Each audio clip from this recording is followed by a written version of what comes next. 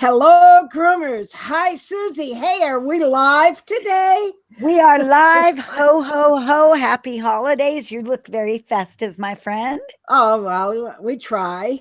I know, I know. I've got everything decked out in a physical set. Barbara's got the virtual set. I love it. We're so much fun. This is fun. Hi, everybody. I know we've got at least one person out there watching us, so hopefully some more will join in.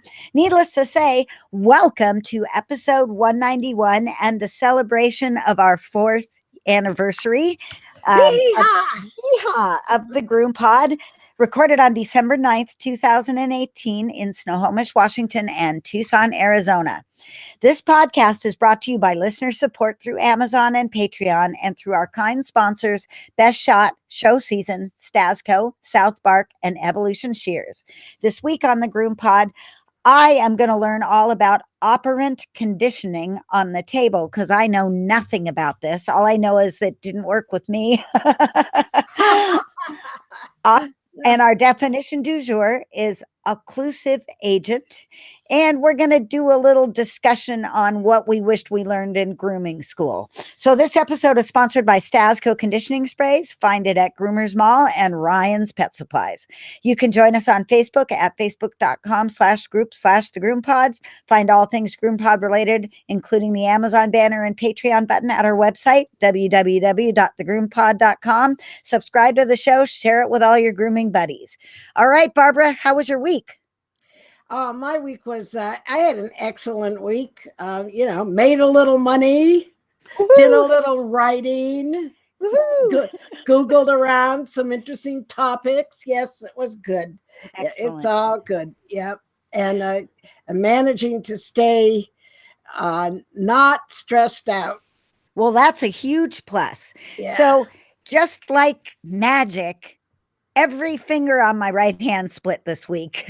Oh, no. But it was perfect timing because I got my little bottle of NextCare finger crack sealer stuff. Yeah. And it's a tiny, teeny bottle, but it's kind of weird. It seems to solidify almost instantly when you get the brush out of the bottle. So that's how fast it seals. And they're not kidding. But then it doesn't really take to drying for like a minute, maybe even 2 minutes. You got to take it really slow because if you touch anything, you get stuck to it. It's basically liquid bandage times 10. And the first ingredient is a silicone. And I put it on and I went to work like normal and I was bathing away with my recirculating bathing system. And I noticed I was screaming when I left the house before I had put it on. And I noticed that I wasn't noticing my fingers, and doggone it, it kind of works. Wow. I mean, it's not perfect, but it actually seals the cracks up. It collects a little bit of debris, so my fingers look even dirtier than they normally look, which, I'm kind of a pig pen anyway. So it's not helping the situation out much. But it did seal the cracks up enough so I don't think they got worse.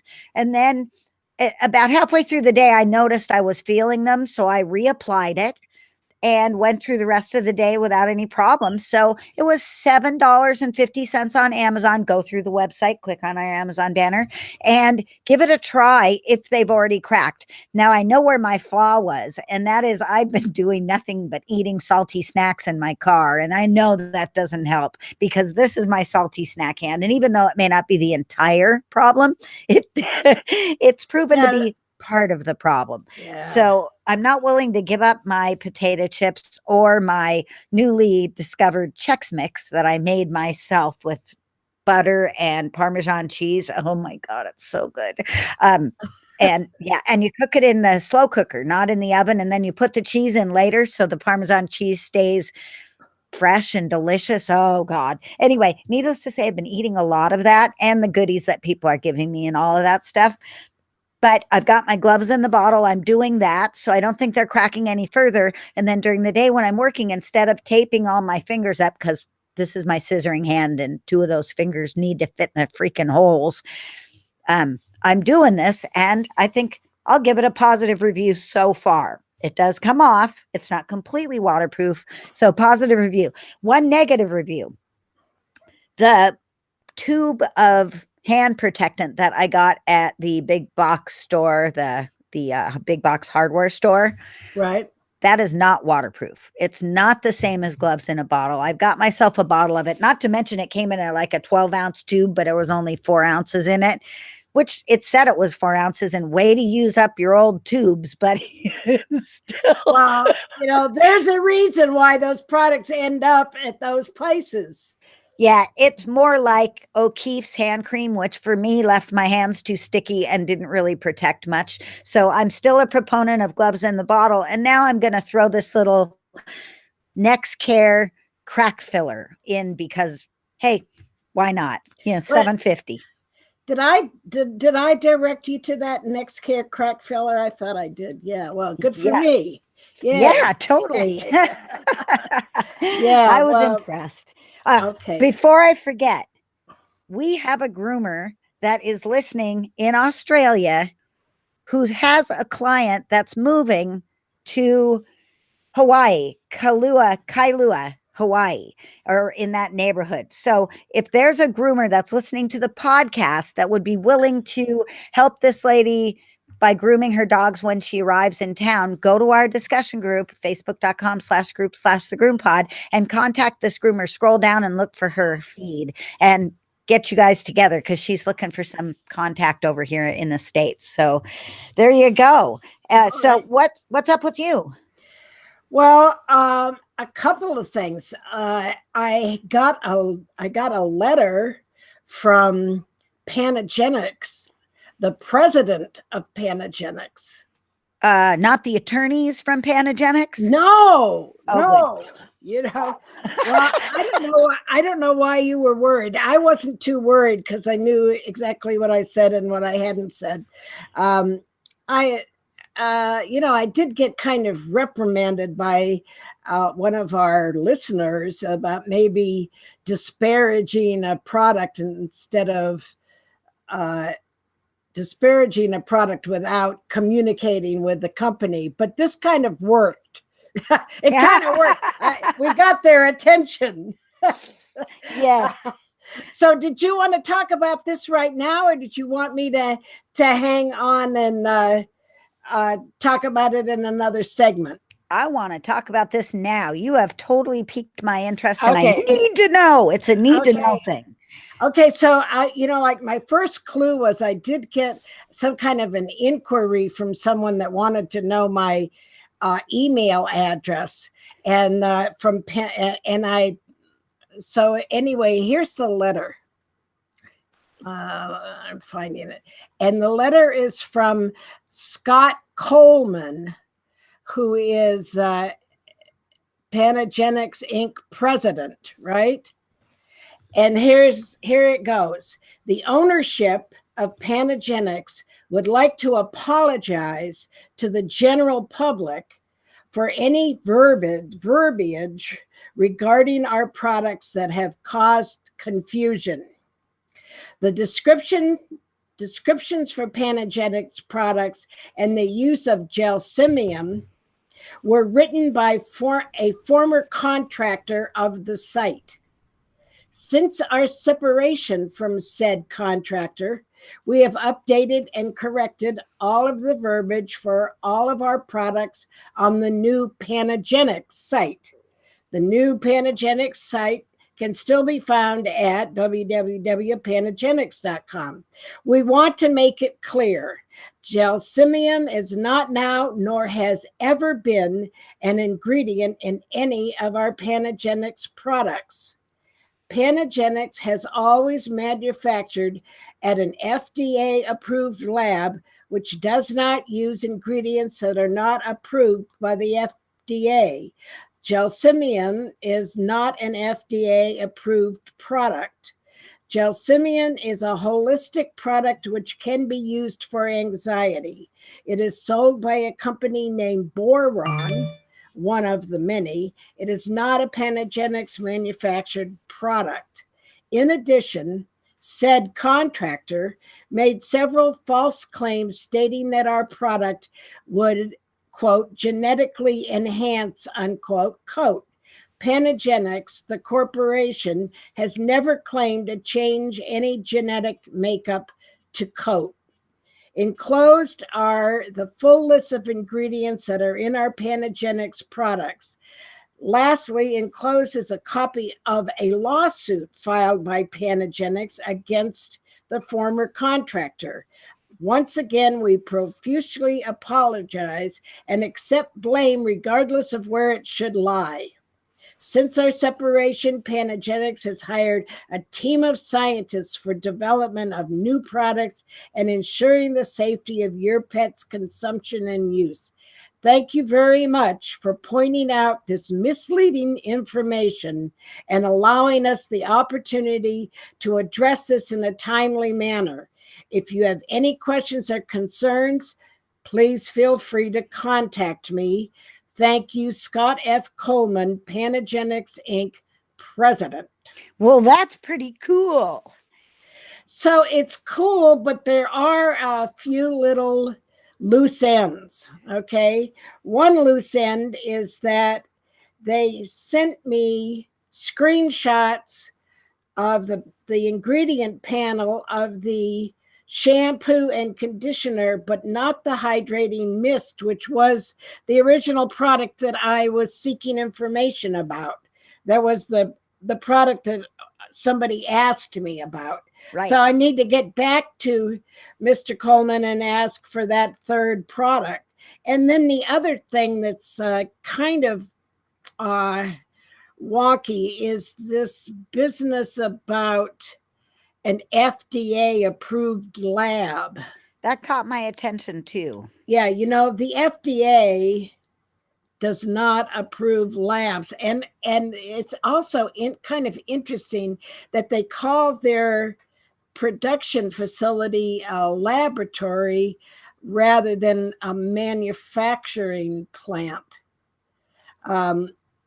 That's just semantics, but it's laboratory connotes science, doesn't it? Yeah, I was wondering myself. I was wondering if he had maybe been doing it in a kitchen, because kitchens can be inspected, but I'm not sure the well, you know, the FDA can inspect a manufacturing plant. If there are complaints, or especially if there are complaints about of adverse effects of products, the FDA can go in there, and sometimes they find unsanitary manufacturing conditions or this and that, or, you know, and give them a kind of a thumbs up or a thumbs down. But they don't like license laboratories or manufacturing plants. There isn't an FDA approved stamp that they can get, and also ingredients are not approved by the FDA. Yeah, I heard that too. So which does not use ingredients that are not approved. This is a lot of negatives that are not approved by the FDA. Well, the FDA doesn't approve ingredients.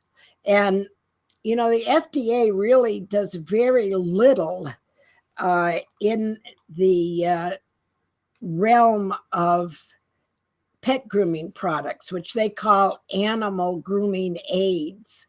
And they make a clear distinction that animal products are not, that cosmetics, the term cosmetics is only that which are applied to humans. So you can't have, you really can't have animal cosmetics. You can't, you can have animal grooming aids, and they're not regulated by the FDA. Any chance it's in English as a second language issue? Well, I don't know. I mean, I'm just curious, because it seems like that's a possibility. My little bear is being very unruly. I'm going to send him over there. He keeps poking me in the side. Uh-oh. I know. This Too guy's much. nice. This guy's naughty.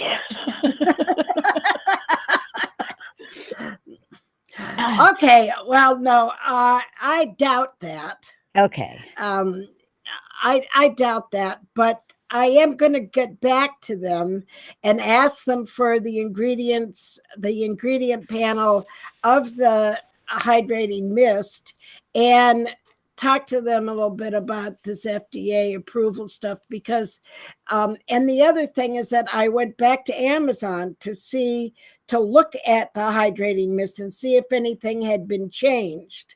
So they took out the reference to gelsemium, but they still have this disclaimer that makes me uncomfortable because it acknowledges that you do not hold them responsible for any adverse effects, including da da da da da da da da, da and death.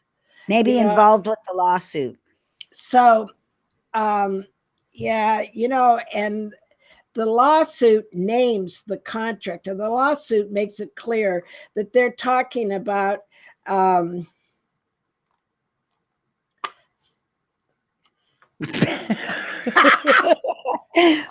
and all. This is why I hate live shows. Oh my God. I won't be able to come back in and wait a minute. I can't fix that. No, wait a minute. You don't have to fix it. It was just a brain fart on my part. I will be right there. It's our favorite scoundrel. Le Pooch? No. Le Pooch is another thing. That's another scoundrel. That's another thing. No, wait a minute. Where's my letter? Let me go. Just hang on.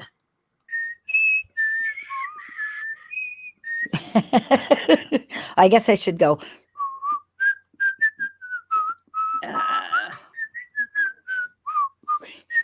Okay, so how many people guessed Eric Salas? I did not. Oh, that guy. That guy, our favorite scoundrel. Okay. Who, and so this, I feel for Panagenics because this is just an ongoing cleanup that they've had to do after this Eric Salas stained their product name, stained their reputation, stained their stuff with his over-the-top claims and verbiage. Yeah, well, hopefully they'll move past it because it seems like they have some interesting products to offer. They do have interesting products to offer, and their shampoo and conditioner, they recommend, they do the closed, open, closed thing. They have you put the conditioner on first. And then wash it afterward and then condition? No. Just the co-wash thing? You put the conditioner on first and then you let it sit even overnight. Well, that's not going to happen at my shop. And then you apply the shampoo. So there's kind of more interesting stuff associated with Panagenics that I'd like to be able to explain to people and I do empathize with them trying to clean up after this former contractor has kind of besmirched their brand. And we don't really want to be part of that. We want to be part of helping them get away from that. So yeah, I'm certainly glad they reached out. I'm glad they did too. And I'm glad that we have kind of a dialogue going now. And we'll talk a little bit about this FDA stuff. And thanks to whoever brought that up on the list. It was an interesting point of discussion, and here's where we ended up. So that's the beauty of our discussion group, eh? Yeah. No, I don't ever feel Well, that was interesting what I just did on my laptop. Don't ever feel uh, that you can't contradict me or call me out or, you know, I'm Right. not perfect. I am not perfect. And also, I'm not a chemist. I'm not a cosmetic chemist. I just play one on Facebook. You know, I just I don't have chemistry credentials. I'm self-taught, but I have good good sense, good mind, and I have ethics. And so that's what you can count on from me. But I'm not the last word because I'm not a really credentialed cosmetic chemist. In fact, the reason that I bring that up is that one of my favorite bloggers, who's a blogger in Australia, she wrote a blog kind of bitching about fake cosmetic chemists. And I thought, oh, I'm busted, So I just kind of promised that I would qualify my authoritative statements, and every now and then, at least, to let you know, I know that I'm only qualified up to a point. You are qualified in a lot of other areas, like especially the customer relation area. That's one of the areas where you have a lot of schooling. You may not have a lot of practical schooling, not the kind you get a degree with, but the amount of hours you've put into the research of this, I swear you should get an honorary degree. You've got one. I'll give you one. The GroomPod gives you one. Well, thank you. And the trust that I have gained from the grooming community is so important to me, and I really appreciate that. And I really want you to know that I'm still in a learning process, and I'm very willing to learn, and I'm very willing to. I don't want to just trash companies and trash products. There's always a reason why I bring something to attention. So that's that. Well, I like that. I think it's an interesting learning curve and an ongoing discussion because we're going to learn more about this, I know, in the future. Yeah. So we have a new Patreon person. Oh, good. Who is this? It's Capri Brown, and it's the one that we were talking about, the shampoo line. Right. Or the shampoo choices, depending on which way you look at it. And don't you know, she was appreciative of my brain. Brain. Your brain is great too. Yeah, well, it is unique. It sometimes comes from a different angle. Sometimes I see the words, but a different message comes out. I can't help it. Well, that's why there's two of us. It's true. And, yeah. So my locally sourced dog cookies showed up yesterday. Federal Express in a doggone hurry. That there was a pun. They're lovely. They are beautiful. They smell delicious. They don't have any animal products in them. They're good locally sourced ingredients. It's a bakery that's within 50 miles of my house, actually within 20 miles of my house, but there's a lot of water involved in that. But it's very cool. I haven't tried them yet because it came in last night, but I'm really excited. But I did find out something that was really a bummer. What? Has to do with my trinket, my little can opener doohickey that everybody. No, what? Yeah. Made in China? Well, so I got bit by the parrot. Yeah, that's you. Got bit by the parrot. I got bit by the rat. Right? Oh, God, and your fingers. I know. I had my own fault. I had put whipped cream on my finger, and they're from the shelter, and they didn't know, and they just went. So I have all these owies on my finger. It's just awful. I'm limping around. It's bad. It's bad. But now I don't remember why I was telling you that. What was I talking about? Your gadget. Oh, yeah. So I can't open the Pepsi cans. Plus, I've got the splits on the end of my fingers, at least 3 out of 5. And so I took my little Pepsi can opener and I went like this, and the tab broke in half. The tab on on the the can. on the can. Oh shit! That's an So, oh shit moment if well, I yeah, ever heard of because it. Pepsi has Ah, made their cans so cheap. They have a little divot to eliminate, I guess, just a little bit more aluminum. And if you take the can prior opener thing, part of the can opener, and like this, the can folds and the tab folds in half. So now I have to give everybody the can opener with the discretionary mention that it doesn't really work very well for at least Pepsi cans, which makes it even well, funnier. boy, if it would work for cat food cans, I would love it because I have to do it manually, and I'm going to it's check that out. yeah, like dog food and cat food cans, they have fairly heavy tabs. Plus, Um, if you wanted to drink a bottle of beer, it has a bottle opener, and I bet the bottle opener side works well, but I've not been able to test it because I don't drink anything with a bottle opener needed. So, but what a bummer. I went, oh, oh. and so that's what you get for not testing out a gadget before you buy 100 of them for gifts for your customers, right? That's okay. Everybody still thinks they're pretty funny. And we don't really care how well those gifts work. We just Nope. love, it's the token. It's the, Yeah. yeah. Yeah. You know what else I love? I love the Best Shot product line, the whole dang product line. And I have been using the spa line as my holiday scents this time. I'm using the berry amaretto, which has Yeah. just smells delicious. I'm using the shampoo and the conditioner, layering it on. It's a fabulous setup. I mean, Oh. it's just wonderful. I can't say enough about it. But that is not the point of this. The point of this is there was a really funny post on Facebook about a dog that smelled like weed. Oh yeah, how to get pot.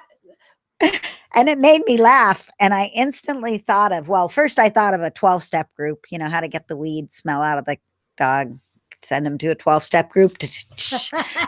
But anyway, needless to say, my second thought was Best Shot One Shot system, which is the 3-step system that has that odor neutralizer. So I just wanted to throw out there to remind everybody, if you've got a really stinky situation, the owner smokes, or the owner's mother smokes, or the dog smokes, or they smell like weed or whatever, anything that you've got going on, if you want to do some odor neutralizing, the Best Shot One Shot is your go-to place. And you can find them online and at your local distributors like Cascade Grooming Supply. All right, let's head over to our first appointment, which is really a story from Barbara about a difficult dog that didn't want his head done and the operant conditioning that they did to make it better. Tell me a story, Barbara. Well, I now have like 3 or 4 of these client animals that will not let you mess with their heads. But the dog that I had yesterday is a puppy. He's probably almost a year old now because they've waited, but he's a Scottie. And he's taking the place of our favorite Scottie, Arlo, Ah, who unfortunately passed. But Arlo was a character, and we loved him, and he was a fairly handsome Scottie, and they had him in a full coat. So he was one that I got to do the real for real Scottie profile. So Willis is his young replacement, and he is gorgeous. He is drop dead. Put this dog in the ring.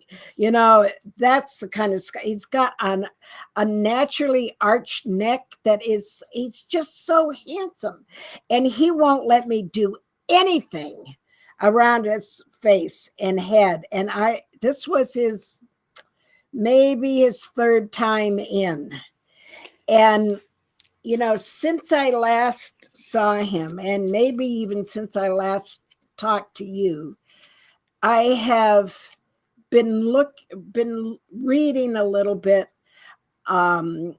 about fear-free veterinary care, the whole fear-free thing. Right. And I think there's a link on our group somewhere if you scroll down. I've been reading Sophia Yin, and she was totally into operant conditioning. And we know operant conditioning more familiar with the term clicker training. I didn't know the operant conditioning term. That one's new to me.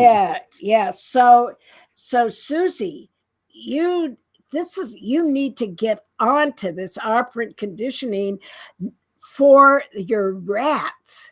You've got subjects there that are wonderful toys to play with operant conditioning, because rats, they get it right away. My clicker broke.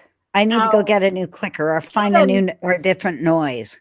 Yeah, I have tons of clickers from previous efforts, but I just suddenly I got it that I started working on this dog's head, and he started doing this jerking around and dangerous behavior, and Yvonne rushed to my side to put him in a lock position and hold his head for me with both hands. And I said, wait a minute, we're not going to go there with this guy. Good. I said, I want to get him to realize what we want from him. And just wrestling with this puppy over and over again is not going to do it.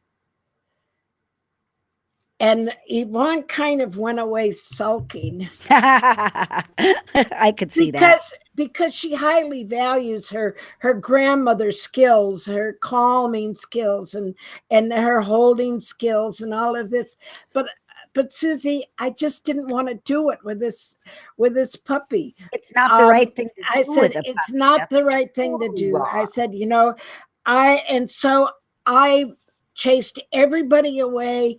I had some liver treats that I broke into small pieces. I got my clicker, and I just started working on having him let me touch the top of his head with my scissors, with my little thinning scissors.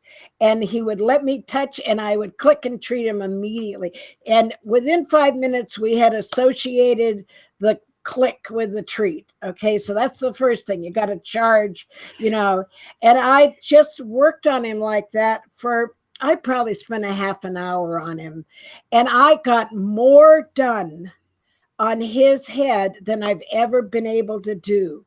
That's wonderful. In fact, when they picked him up, they just said, oh my God, he looks good today, Barbara. And I said, I'm doing this thing.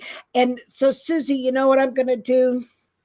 I've been trying to find a local trainer that would work with me and offer grooming table training. Yes. It ain't going to happen. You have to do it. I have to do it. Yep. And I'm just going to work it into my extra services thing, just like dematting. So good plan. I'm going to call it table training.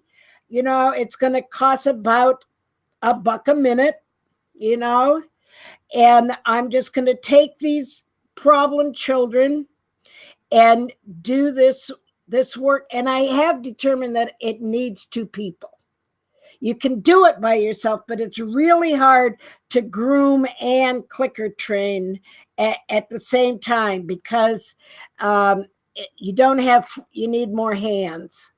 Yep, I understand that. But that makes you know sense. what? But I mean, I really moved forward with Willis, getting him to understand that what I wanted was for him to hold his head still. I want to hear stories of other people using these techniques on their grooming table and ways that I can apply it. I have a funny story about clicker training and me. Okay. So I have a trainer friend who works with Australian Shepherds and Border Collies, herding dogs, and she works with them with the clicker, does obedience, does agility, all kinds of stuff like that. And I had never experienced clicker training other than what I see at the animal shows and the amusement parks and things like that. I watch them do a form of clicker training, and I know it in principle. And she goes, "Well, here, let me come over and teach you." So she she went to the store and got a bunch of jelly beans. And what she wanted me to do was to figure out what she wanted me to do without her telling me what she wanted me to do, as if I was the dog, right? Right. And I was just trying to get the jelly beans. I was trying to figure out what behavior was necessary to get the jelly beans. I completely failed. I couldn't figure out, and I don't know if it was because she wasn't effectively communicating to me, but she works with really smart dogs all day long. I can't imagine why, and I'm not stupid. I can't imagine why I didn't pick up on what she was trying to communicate. But then I went, well, darn, maybe maybe this isn't the right method for me. And I haven't had to use it. And I do have great success with the ways that I do it. But I think that with the rats and with Huckleberry over my head, that both of them would be really, really fun to clicker train. So I think that's an impressive thing, Barbara. And it really is clicker training. Operant conditioning is how they teach rats to do mazes, how they teach birds to do agility courses. How they teach the birds to play basketball and stuff. It works so effectively. And the dolphins are all trained through clicker training. Zoos use them, and it's really a tool. It's just takes time, and you have to figure out how to get money for your time. If and so you really tend to drop everything and say, I don't have time for this shit. Give me your whiskers. Yeah. Just tie them up. I'm getting it done. No, I'm just going to step back and just call it an add-on service and require it for these animals that I'm having difficulty doing their heads. I have a doodle, one of the doodles at the house, a double doodle at the houses that I inherited from Mrs. Mobile. And he is just coming on about a year and 2 months, and he's challenging everything I do. He's a good dog. He's not mouthy. He's just strong, and he's wrestling with me for everything. I think this technique would be really good for him because he's very food motivated. Yeah. That's the one requirement. They really need to be, treat motivated. And that's why it works with my Maltese, but it doesn't work with Belle the Bichon, because she can just turn her nose up at a treat and say, nah, I don't want to play this. I don't like that. I've never known a rat that was healthy to turn away from a treat. So that explains why it works so well for them. Yeah. Even when your finger's behind the treat. So I'm excited, and I know I'm not the first one to do this. I think Pam Lawrenson does desensitization, and she does operant conditioning at the table. But I have approached this before and kind of given it up because of the time factor. Now I'm just going to embrace it again and charge for it. One of those really good things about mobile grooming is I have no distractions. It's just me and a tiny trailer and the dog. And I do a lot of systemic desensitization. I don't do the clicker training, but I want to add it in because I'm sure it'll help me out. Plus, the food motivation for the rats is definitely there. I think I could really have some fun with these 2 new rats. They're a lot of fun. They're really well done. And you really need to use the clicker. If there's anybody in there that says, well, I use treats to train, but I don't use a clicker, you really need to use the clicker, because that marks the desired behavior. Doom, right on it. It's the language that crosses the barriers between the behaviors. Yeah, between the 2 species. Yeah. And Yeah, I know. And I have to, speaking of which, a little aside, I try to teach my employees not to use the term good boy unless the dog has been good, because they do this typical thing about commanding the dog to be good. You be good. You Oh be yeah, good that's no boy. good. No, no, man. I said, you just neutralize the power of that term. Don't do that unless they are good. Then you can say good. But I just, you know what? I found myself, whoa, am I still there? Yes. Did you get a big spray of color on my screen? No. My screen just went black and then just went all psychedelic on me. And Oh, I wow. hope you're not losing a video card, but that's another language also. Don't even go there. Okay. I won't go there. So what I found myself doing with Willis was using yes. As I clicked, yes, yes, yes. You know, like, because that was sincere on my part. Yes. So you want to, so tell me the process. You want to you load it up by treat, click, or click, treat. Which is it? Is it treat, click, or click, treat? It's click treat. Okay. Click, treat, click, treat, click, treat. You do that a bunch of times without requiring a behavior. Yeah, well, I just started right wanting the behavior. I mean, I just started. I didn't really spend time charging the clicker because it gets charged in the first 5 minutes, you know. Okay. And then you you do the grooming behavior that you're trying to promote, which is touching the head, right? So you go in and you touch the scissors to the head, then you click and give a treat, right? Yeah, once they let you, you know, like I wasn't even able to it took a few minutes for him. In fact, he had to get distracted by something and looked away from me, and he was still for a minute, and I touched his head and I clicked and treated right then. Okay. You know, oh, and then he turned back and looked at me. You know, you can see them starting to get it. Especially with puppies. This is perfect. Yeah, yeah. This may not be so good with a painful old dog because they're going to say, screw you.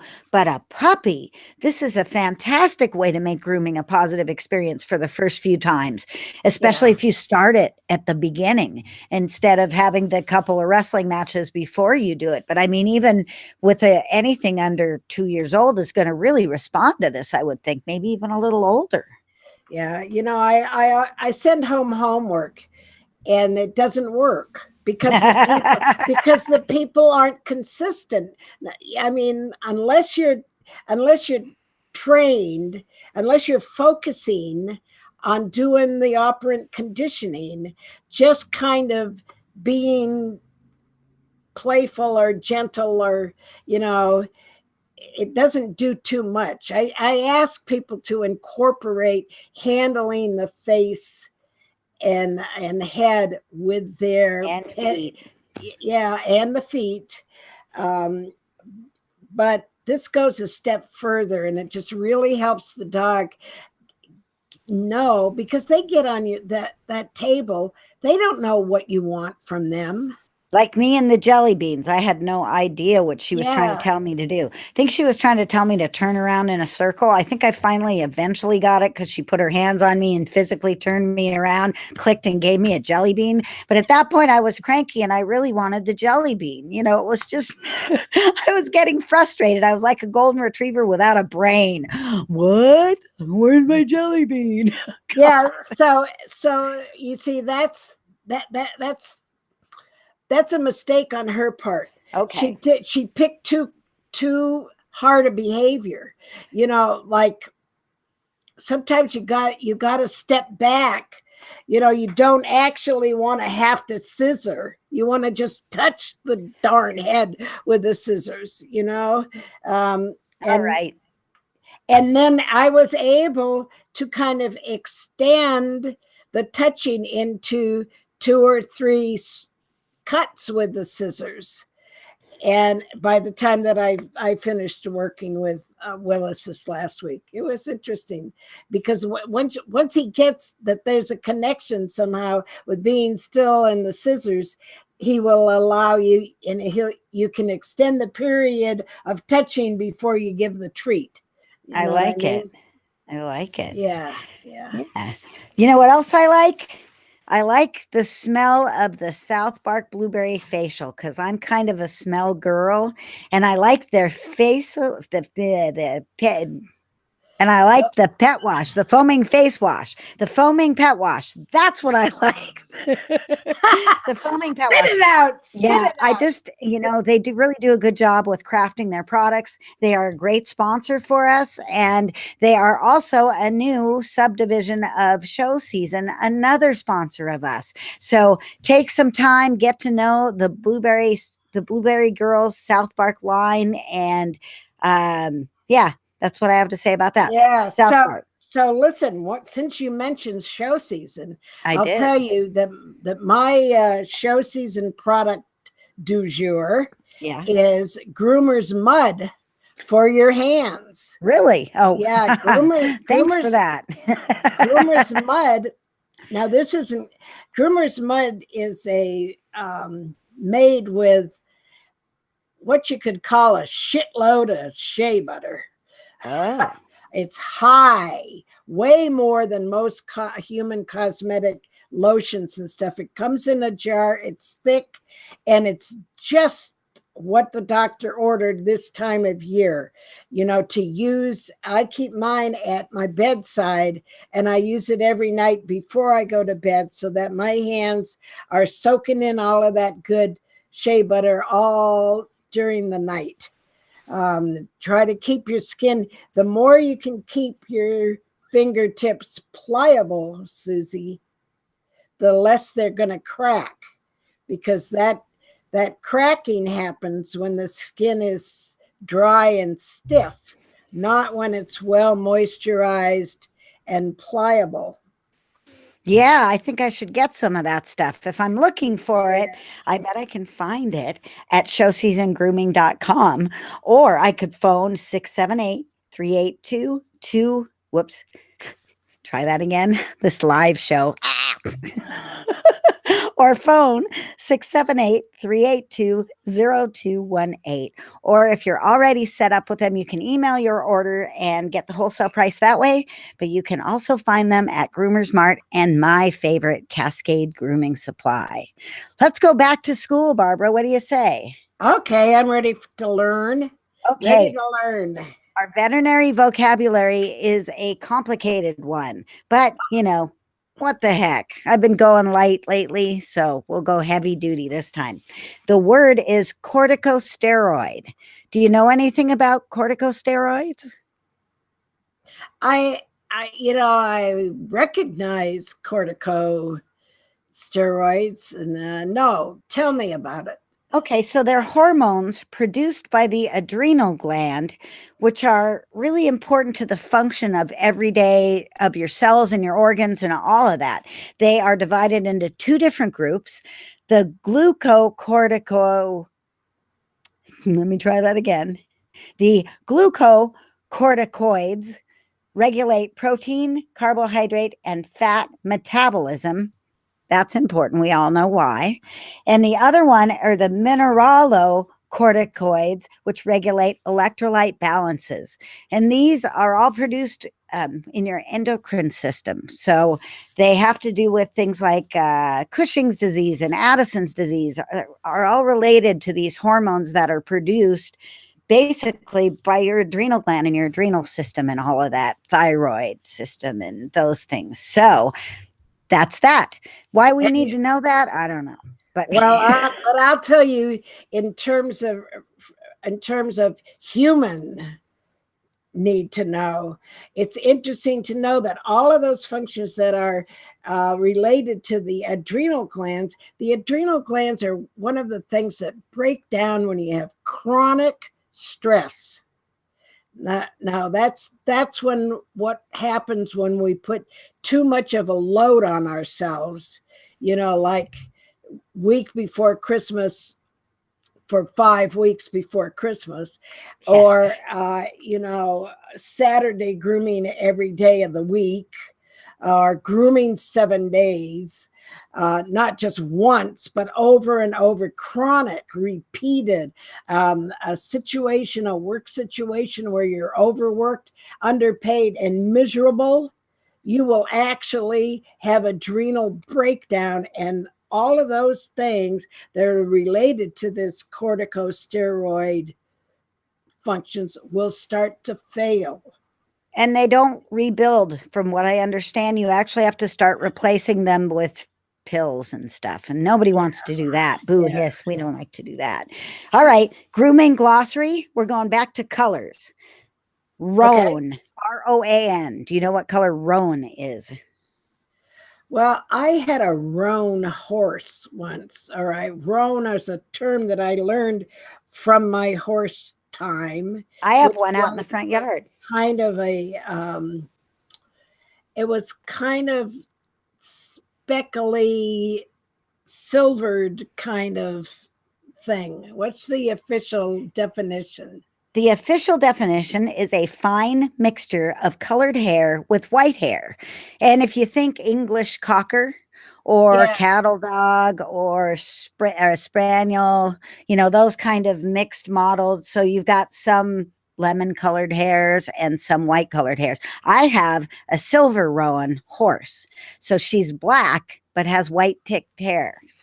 So it's interesting. And you can see dapples on her as well in the summertime. Not in the wintertime. She just looks like a black sheep right now. Because it's been cold here, miserably cold. Like 26 degrees in the morning cold. No. Ugh. Yeah. But now we're more like 38 degrees and daytime temperatures up around 42. So much better. I would be paralyzed. Oh, it's not so bad because it's not raining. Well, today is raining and 38, and I prefer. That's death to me.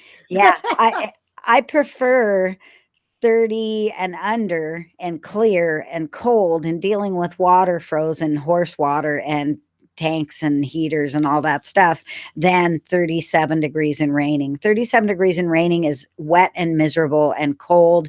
It soaks in all the way to your bones and you just feel like you're rusting, like right in place. It's bad. It's bad. I feel like that anyway. So Yeah. So that's why I need to be in this nice, warm, dry Arizona climate. I mean, when it gets down, I start to suffer under 50. And I start to suffer over 72. That's why we can never live together. It's true. It's true. Okay, Barbara, your turn. Definition du jour time. Okay, so I picked a little term. What is an occlusive agent? Yeah, I got no idea. So an occlusive agent. Oh, I'm wearing my false glasses, but they're so cute. I know, but wait a minute. They're not doing the job. Yes. Behind the scenes stuff going on here. It is. An occlusive agent would be an ingredient, a moisturizing ingredient that increases moisture level in skin by providing a physical barrier to epidermal water loss. Oh, like the finger stuff. Like the finger stuff. Yeah. Yeah. So like the hand stuff, like the gloves in a bottle. Yeah. My magic gloves in a bottle includes a silicone that is an occlusive agent. So an ingredient may have the property of occlusivity. That means it tends to form a barrier. And an ingredient and silicones can be occlusive to water, but they still let air through. So it's not necessarily a total barrier.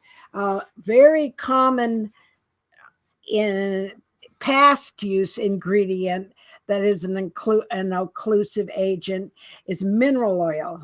Oh, And, we used to have in the old days, mineral oil was a common ingredient in some pet grooming products. We don't see it anymore, although I ran into it in one of those lists of Le Pooch.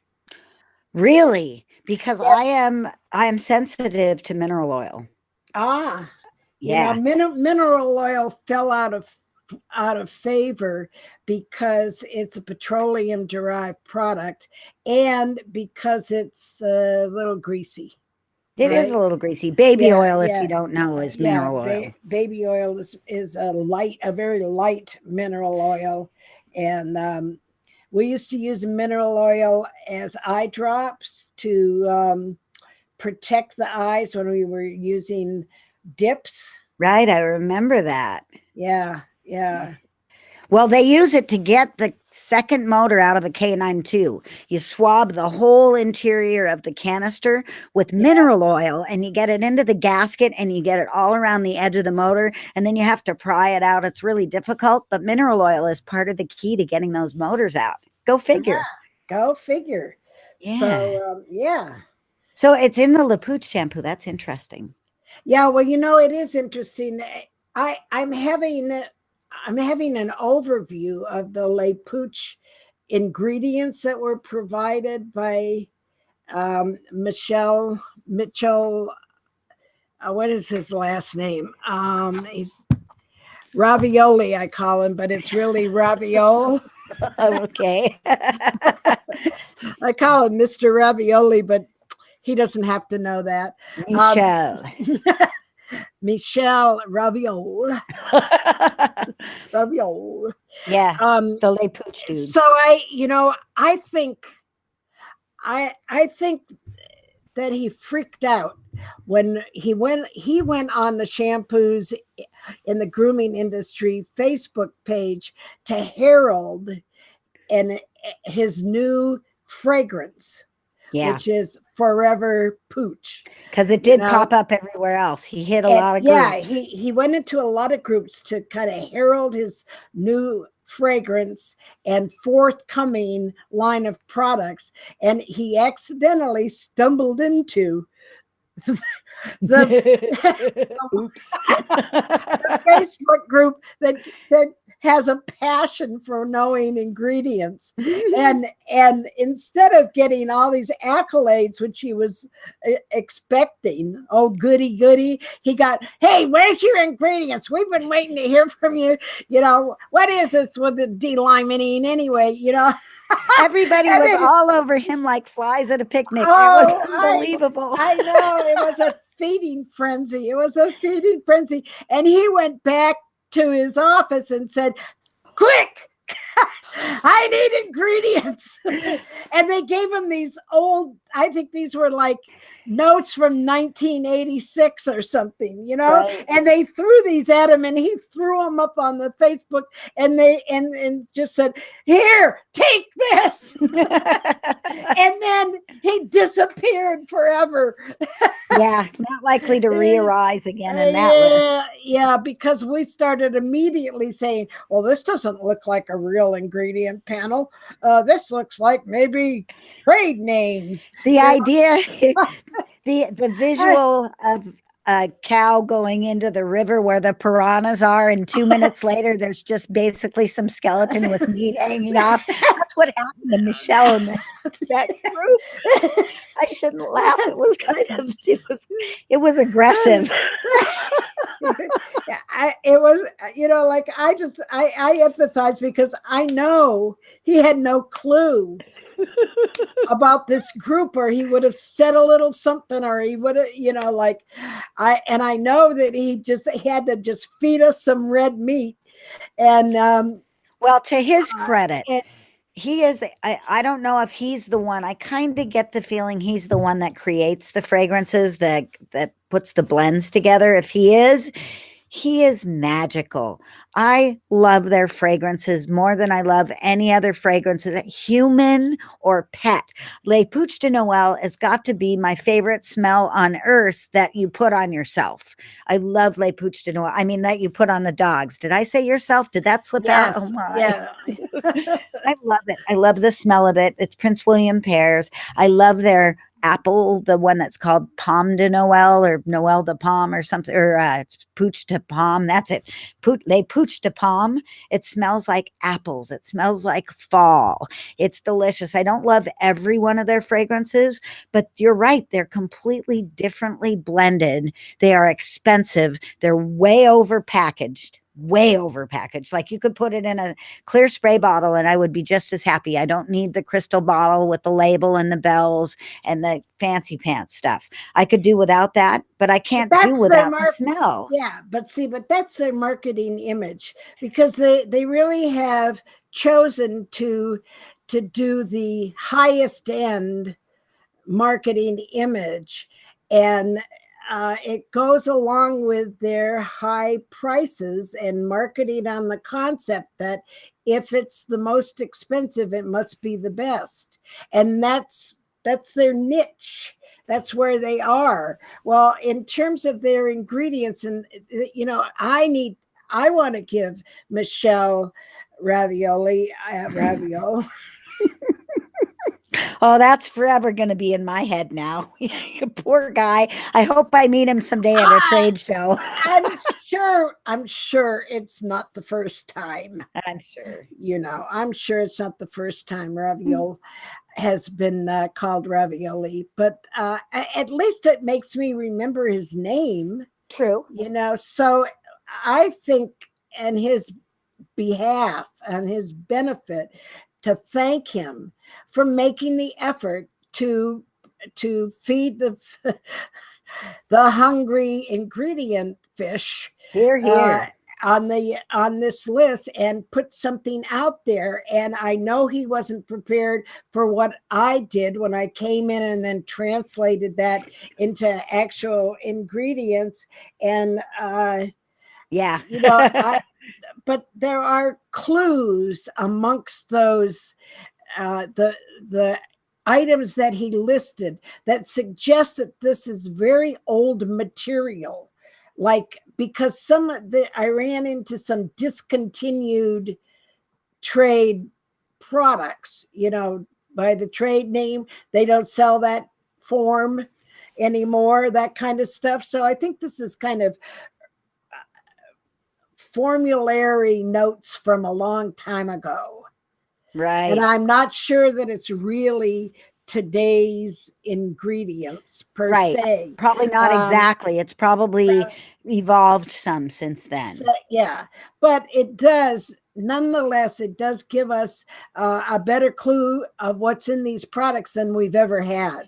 And I have to say, of all of the products out there in the many, many, many different products line, Le Pooch F&T has been the controversy of the century as far as what their ingredients are and whether to use it and whether not to use it and to use it on cats. And, if it didn't dry my hands out now, I know why. It didn't dry my hands out so bad, I would use it more often. But it smells delightful. I love the way once again, because they fragranced it. It smells delightful for me. I love that orange smell. It's wonderful.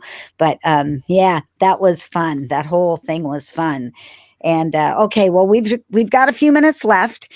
We're going to talk about school curriculums, or what didn't you learn in school, but neither one of us actually went to school. So it's an interesting question.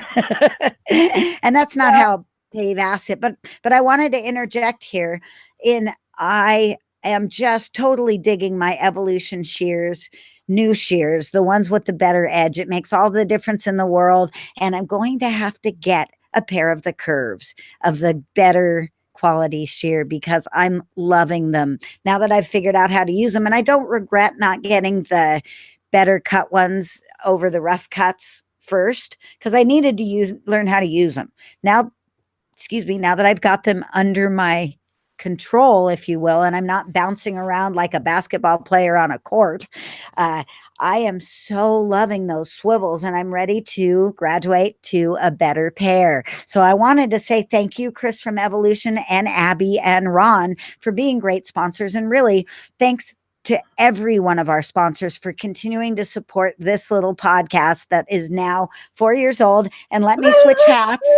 I'm going to switch hats here and put the birthday hat on. Happy birthday to us. Happy birthday to us. Happy birthday, dear GroomPod. Happy birthday to us and many more. Hey, if you guys want to wish us happy birthday, do it on the Facebook page so that we can read it and keep it forever, and that Facebook will remind us about it many years to come. All right. Thank you, evolution. And let's talk about the things we wish they taught in school. Wait, I feel naked. I have to put my hat back on. Got to put Minnie back on. Got my ears. That's such a great hat. Operant conditioning. Yeah. Yes, I think that every grooming that we should all have a segment of operant conditioning under our belts so that we learn what mistakes we make in handling these animals, as well as learn this as a tool for promoting better behavior on the table. So I'm wishing that I had operant conditioning as a part of my apprenticeship. Can I piggyback on that? Yes. I would like to have had some body language instruction, like an hour of pictures up on a slideshow, like I've seen it done at a seminar before, of dog body language, so that I could help interpret when it's okay to approach a dog and when it is not okay, especially when you put your face up to unknown dogs. It's just helpful if you have a little bit of the language before you start the grooming process. And I think that schools miss that part. They just miss the handling, the clicker training and behavior training, and also the body language. And body language is important for us in safety reasons. It's also important for us to be able to see bad structure and lack of soundness in the dogs. So I think body language is another thing that should be lumped in with that. Yeah, I would have liked some, in retrospect, some canine anatomy, which I kind of picked up through extended education and seminars with people like Michelle Evans and our leaders. But I would have liked to have started out with a little bit more of that. Luckily, I didn't get an education from a school, but I got an education from someone who was straight out of the Nash Academy. And she came with all of her notes and the Nash curriculum. So even though I wasn't trained by the Nashes, I was trained through their recommended curriculum. And in that was a lot of anatomy, which I wasn't understanding the value of at the time, but now I get it. I understand it. It's applicable later. It's like learning fractions and then you don't use them for 20 years and all of a sudden you become a seamstress and you have to know how to work with fractions to make circles and stuff. And yeah, it's kind of like that. I, of course, this is going to just be straight Susie the Groomer, some business management classes as an optional. Like, I realize that not every groomer is going to go out and open their own shop, but I think that the schools should have a little bit of responsibility in offering maybe an hour or two in business prep. And I don't think they ever do that. That would be one of the things I would throw in. Anything? It's your turn. I'm throwing the ball back to you. I hadn't come up with anything. Okay, I got more. Not to worry. Okay. Along with that, in that as an optional thing, how to set up your business. The other part of that is how to deal with employees, employee conflicts, and customer conflicts. I think that those, they may not be for everyone, but I think that they should be offered at the schools. Here's something that should be offered to everyone at the schools and mandatorily introduced. And I think that it's offered sometimes, but most of the time ignored. And that is intake. The intake of the animal, the talking to the client, the touching the animals, the determining what the haircut is going to be, the language of that particular dance. We were talking about dances earlier in shampoo. This is another dance we do regularly in our business. And that interaction with the client determines how well the end result goes. Because if that communication goes badly and you miss the point that the lady wants the dog short and you leave 1.5 inches of hair on it because that's what you like, but she kept leading you along, although maybe not directly, dropping hints that she didn't want to have to deal with hair, and then you left 1.5 inches of hair. That is getting missed in school. They don't teach you how Yeah. to talk to the clients in school. Yeah, communication skills. I Yes. agree with that. And of course, I would like to see some basic information about what's in the bottle, product ingredients. Oh, of course. Just a basic, there again, a single segment would probably get people started, but just so that you don't go ignorant about what's a surfactant for 20 years. That's what took me, was 20 years before I got any information about what went on with shampoos. And how about equipment that may or may not be at your school, like the clipper vacs and the lip systems for the tables, and most importantly, the difference between the different bathing systems, and especially, Barbara, the one that you offered, the recirculating bathing system. And I wanted to give you a plug here, a moment to plug your Bathing Beauty sales on your website, because we haven't done that for a while, and this is a nice opportunity. They should be teaching everyone how to use these tools. Barbara, tell us about your Bathing Beauty deal. Well, yes, I want to remind people that the Bathing Beauty recirculating system is a great Christmas gift to yourself And your business. And your business, and it will allow you to groom more dogs with less backbreaking work. It speeds up the bathing quite a bit. But the deal that I have is that I am allowed to sell 4 only Bathing Beauties every month at a price that's $100 less than the manufacturer's retail price. So you get $100 deal when you buy from shop.bbird.biz. And it helps Barbara out on top of it. But the deal is, we had a question on our Facebook page of how to make your business more profitable. Using things like clipper vacs and bathing systems and restraint systems are all ways to cut time on your grooming, and cutting time is the way to be more profitable. One of the ways, anyway. Another way to be more profitable, and the last thing I'm going to touch on here before we bail on you guys, is maintenance, tool maintenance. I think that tool maintenance gets ignored. I think that we talk about cleaning a little bit, but about maintaining, not so much, especially things like the dryer maintenance, the clipper vac filters, things like that, I think get overlooked. And then when something breaks, even the most basic of things in your clippers, people panic and they end up having to pay somebody like my husband to put their dryers back together unnecessarily. So I wish they just gave a little bit. Once again, an hour would be fine. If they did an hour lecture every morning in class and then sent you off to grooming, I think that would be helpful. And I think you could include some basic equipment maintenance, just common sense stuff. Yeah, I agree, because how many groomers have clippers sitting in their back drawer that just need a new blade drive assembly? Yeah, you should be able to do that. We all should be able to do that. That's not like taking the whole thing apart and putting it back together. That's just like a couple screws. Yeah, a couple screws. Yeah. It's funny because since now that we've stuck our nose into the dryer repair business, I had a suspicion that there's a lot of people out there who have extra dryers in the back room that don't work for whatever reason. The switch broke or they dropped them a few times, whatever reason, an undiagnosed piece of equipment sitting in a closet that you have already replaced and are using the new piece of equipment for.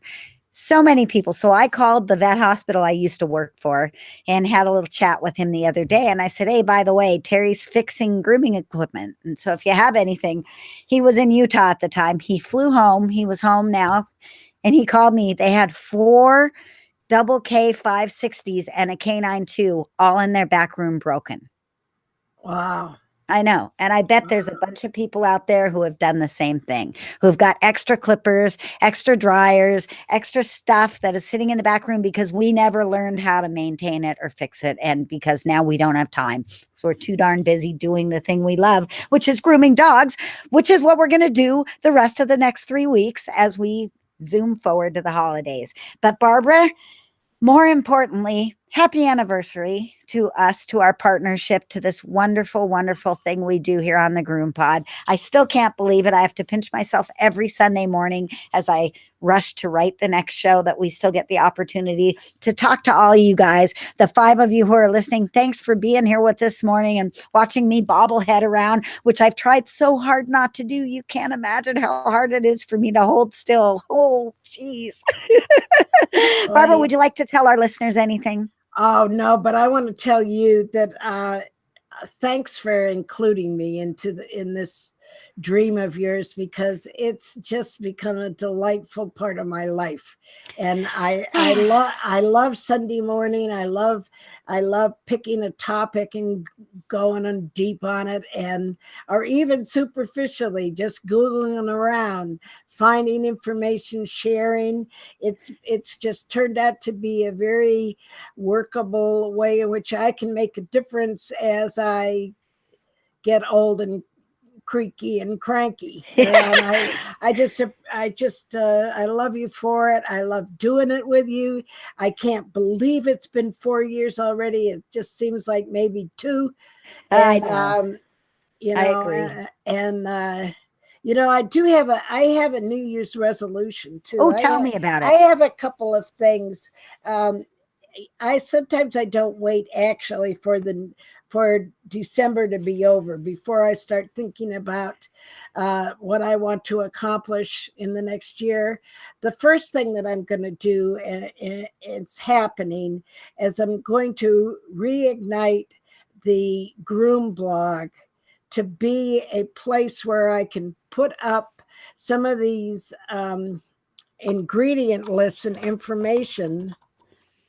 Wow, are you there? I just went blank again. Where I can put up some of the information that I share on the GroomPod in writing, so that people that don't get it or need to see it in writing and can go get it there. I'm going to put up all of the lists of the decoding of the Le Pooch products.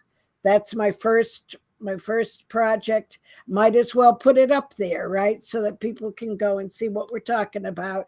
For sure. And, so the product reviews, the DDJ, show notes.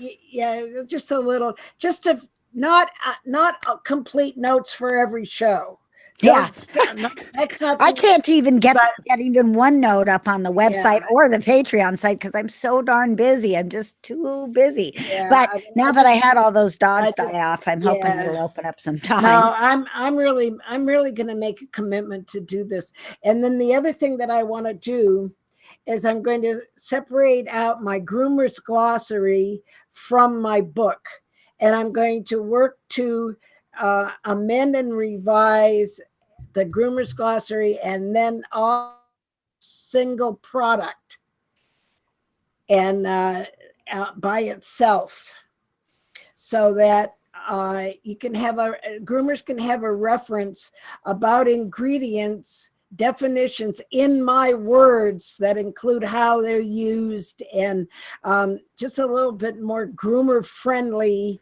So it'll be a groomer-friendly glossary of terms and ingredients. Sounds more like an encyclopedia. Well, yeah, kind of. Yeah, maybe we should make it an encyclopedia. Just a thought, just thinking out loud.